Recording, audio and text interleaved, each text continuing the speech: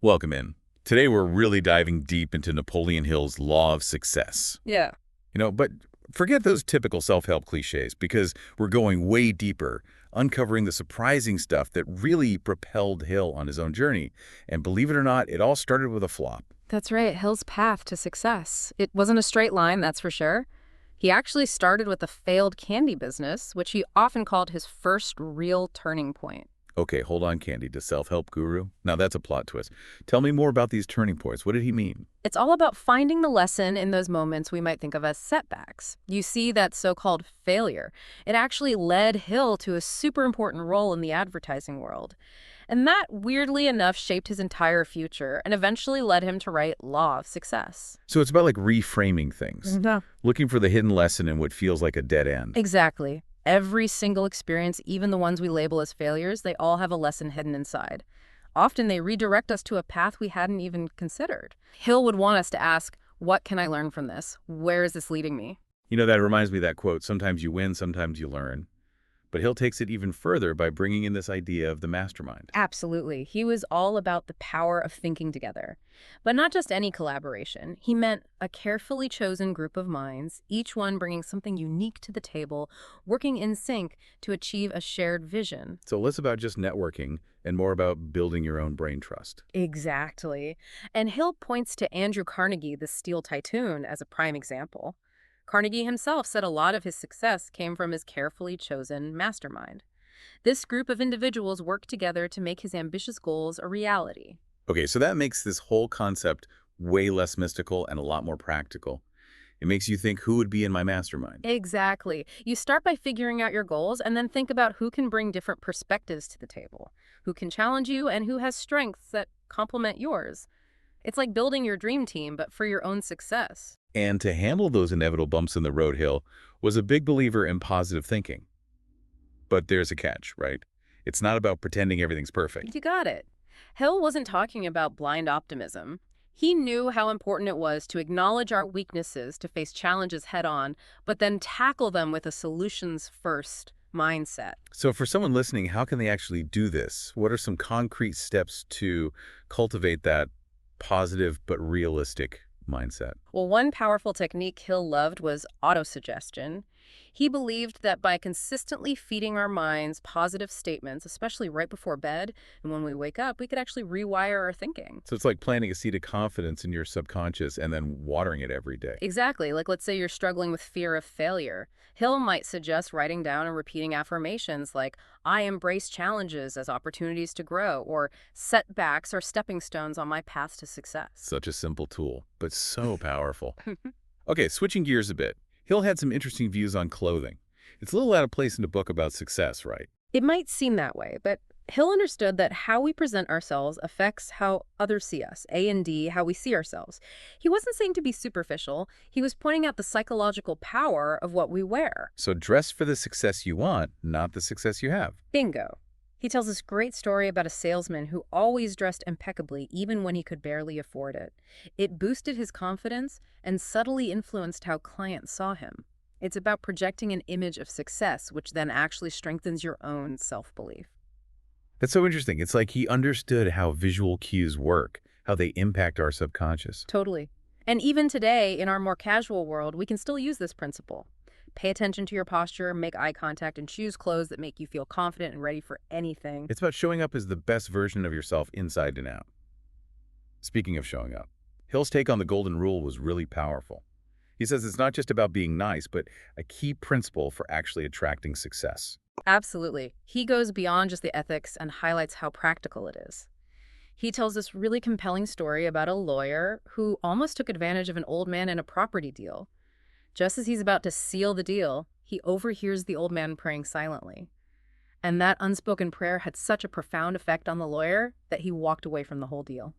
Wow, that's really powerful. It makes you think about the impact our actions have, even when we think no one's watching. Exactly. Hill emphasizes that acts of kindness and fairness, even when no one seems to notice, they shape our reputation. They create these positive ripples in our lives. Like they say, character is how you act when no one is watching. But Hill connects it directly to success. Exactly. He believed aligning your actions with your values wasn't just the right thing to do ethically, it was a smart strategy. People remember those who treat them with respect and integrity, and that can lead to amazing opportunities down the line. So much to unpack here. We're really just scratching the surface of Hill's surprising secrets to success. Mhm. Don't go anywhere. We'll be back in a flash to dive even deeper. And we're back digging even deeper into Napoleon Hill's unexpected secrets to success. One thing that keeps coming up in Law of Success is self-confidence. It's almost like the base for everything else, wouldn't you say? Totally. Hill thought it was crucial. He even dedicated a whole chapter to conquering fear, which he saw as the biggest roadblock to real self-confidence. Okay, so what are these fears that hold us back? Give it to me straight, Hill style. Well, he lists 6 basic fears that mess with most people. Feeling of poverty, getting old criticism, losing love, bad health and death. Heavy stuff. Yeah. Wow, yeah, that pretty much covers it. It's almost comforting to know everyone feels them.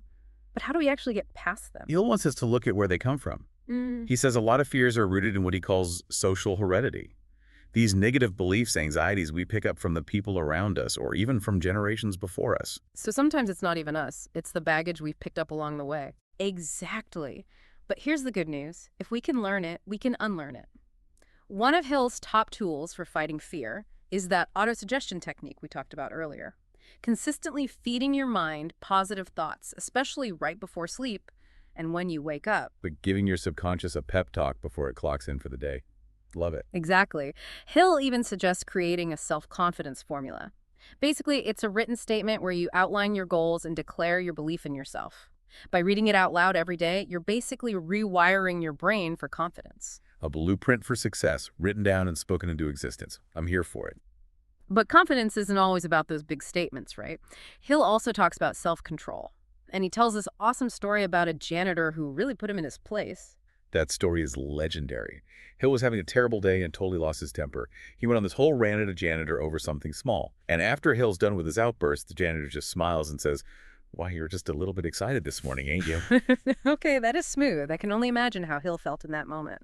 Totally disarmed Hill realized that this janitor, despite not having a fancy education, had way more self-control than he did in that moment.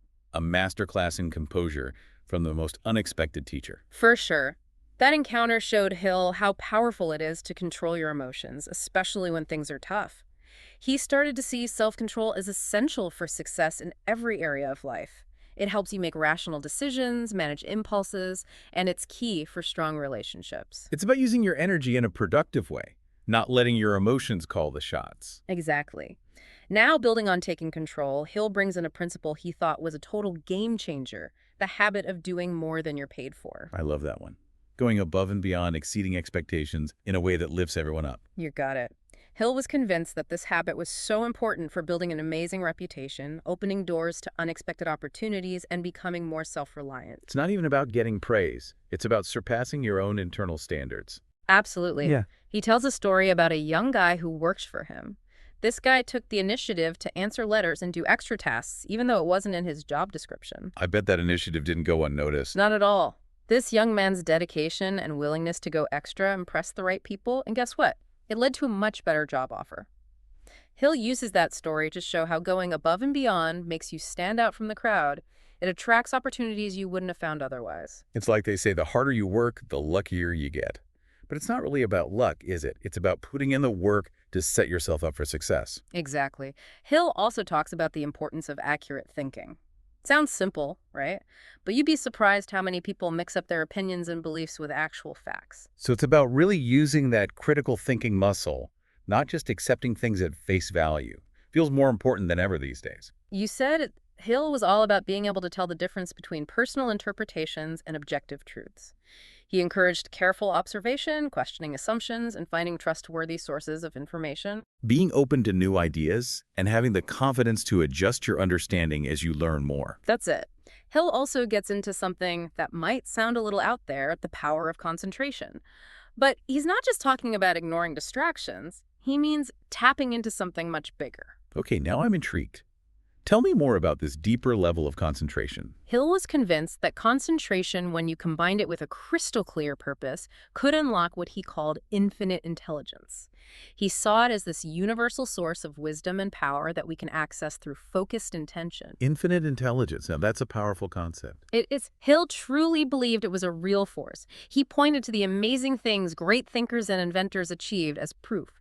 He thought that by focusing your mind intensely on what you want to achieve, you could tap into this infinite intelligence. And then you'd attract the resources and insights you need to reach your goals. Like tuning your mind to a higher frequency, becoming open to inspiration and guidance that's already there, just waiting to be tapped. Exactly. Hill saw concentration as the key to unlocking your creative potential and achieving things that seem impossible. Those aha moments of sudden insight. He didn't think they were random. He thought they were the direct result of focused concentration and an open mind. This is all coming together in a fascinating way. It seems like Hill's principles aren't meant to be seen separately. They're all connected pieces of a bigger picture. Exactly. He believed success wasn't about mastering just one principle by itself. It was about weaving them all together into this powerful tapestry of thought and action. A holistic approach, recognizing that each principle makes the others even stronger. This is great. We're uncovering some real gems today, but we're actually out of time for this segment. Stick with us, though, because in our final act, we'll explore the principles that tie it all together: cooperation, tolerance, and the true meaning of a life well lived. And we're back for the final part of our deep dive into Napoleon Hill's Law of Success. Gotta say, I'm already feeling inspired by these principles, ready to put them into practice in my own life. That's what's so great about Hill's work. It's not just theory, it's meant to be lived. Now let's talk about a principle you don't always hear about when people talk about individual success: cooperation. Cooperation. Seems kind of basic for a book like this, doesn't it? You might think so, but Hill thought it was absolutely essential. He said no one truly succeeds alone. We need each other's support, collaboration, and unique skills. He's all about building those strong relationships, working together towards shared goals in a way that benefits everyone. It's like that idea that we're all connected, recognizing that our own success is often tied to the success of the people around us. Exactly. Hill actually uses the example of the human body to explain this. He says that each organ, each system has to work together for the whole body to thrive. And it's the same for any organization or project. Success depends on people working together effectively. Such a powerful image. The body as like this perfect example of cooperation in action. But how do you actually create that kind of harmonious teamwork in real life? Hill was big on clear communication, shared values, and a willingness to compromise. He also believed in acknowledging and appreciating what each person brings to the table, creating a culture of respect and support. So it's about building a win-win situation where everyone feels valued and wants to do their best, knowing that their contributions are crucial to the overall success. Exactly. Now let's shift gears to a principle that was really close to Hill's heart, especially in the context of his work: tolerance. Tolerance. That feels especially relevant today with so much division and polarization in the world. Absolutely. Hill knew that intolerance leads to fear, hate, and conflict. And those things hold back progress, both individually and as a society. He urged people to embrace diversity, respect different viewpoints, and try to understand instead of judge. It's about recognizing that we all see the world differently. We all have unique experiences, and those differences can actually make us stronger, more innovative, instead of dividing us. Exactly. Hill saw tolerance as a key ingredient for creativity, innovation, and collaboration. He believed it was essential for a more successful and harmonious world. Creating a world where everyone feels safe, respected, and empowered to share their unique gifts and talents. So as we bring together all these principles from Hill's Law of Success, what's the main takeaway? What's the core message he wants to leave us with? Hill believed that true success is about so much more than just money or fame. It's about living a life filled with meaning and purpose, aligning your actions with your values, and making a real difference in the world. It's about leaving a legacy that goes beyond ourselves, contributing to something bigger than ourselves. Exactly. He encouraged everyone to figure out their unique talents and passions, to find ways to use those gifts to make a positive impact on others. That, he believed, is the most fulfilling measure of a life well lived. This deep dive into Napoleon Hill's Law of Success has been eye-opening. His principles are truly timeless. They're relevant for anyone who wants a more fulfilling and impactful life. What really stood out to you from all of this? I think it's that focus on the incredible power of our minds. Hill truly believed that we have this amazing ability to shape our own destinies by controlling our thoughts, beliefs, and actions. It's a powerful reminder that success isn't about luck or circumstance. It's about making conscious choices and putting in the work to achieve our goals. Couldn't agree more. It's so empowering to realize that we have more control over our lives than we often think. So as you go about your day, remember to tap into that power of your mind. Cultivate those positive habits we talked about. Yeah. And never, ever underestimate your ability to make a difference in the world. You want to surprise yourself with what you can accomplish. Absolutely. And remember, this is just the start. Hill's Law of Success is a goldmine of wisdom. It's there for you to explore and apply. Keep digging, keep questioning, keep striving, and most importantly, keep believing in yourself and the infinite possibilities that are out there.